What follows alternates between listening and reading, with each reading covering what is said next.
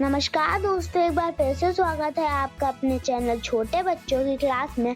आज हम सिखाने वाले हैं 35 शेप्स नेम हिंदी और इंग्लिश भाषा में। कृपया वीडियो को लाइक करें और सब्सक्राइब करना ना भूलें। चलिए आज की क्लास शुरू करते हैं। इसे हिंदी में तीराकबर कहते हैं और इंग्लिश में डायमंड कहते हैं।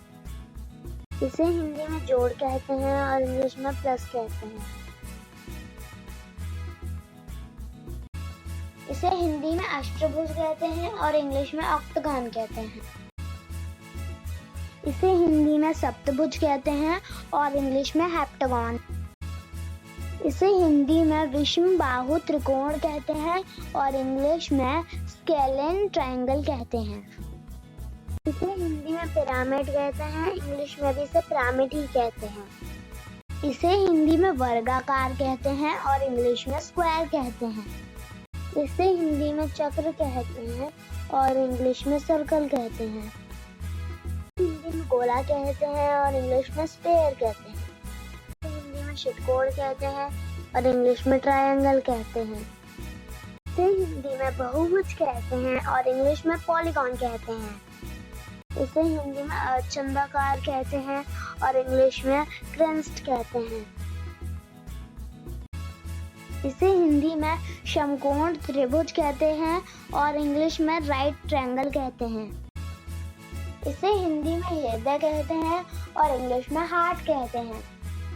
इसे हिंदी में विषम चतुर्भुज कहते हैं और इंग्लिश में ट्रैपज़ॉइड कहते हैं।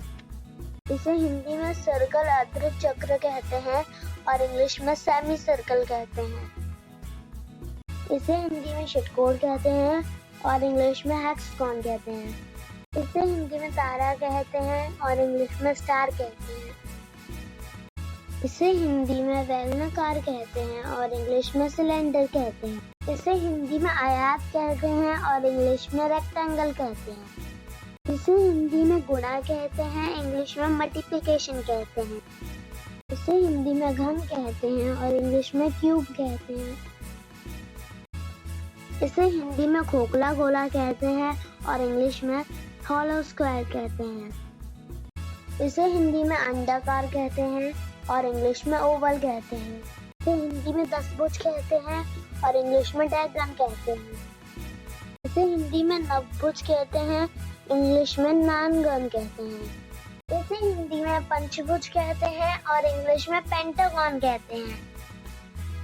इसे हिंदी में चतुर्भुज कहते हैं और इंग्लिश में क्वाड्रिलेटरल।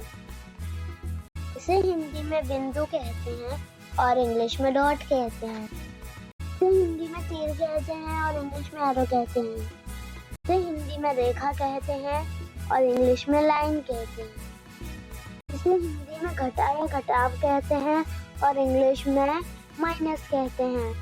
इसे हिंदी में समचतुर्भुज कहते हैं और इंग्लिश में राम्बस। इसे हिंदी में शंकु कहते हैं और इंग्लिश में कोन कहते हैं। इसे हिंदी में समांतर चतुर्भुज कहते हैं और इंग्लिश में पैरेललोग्राम।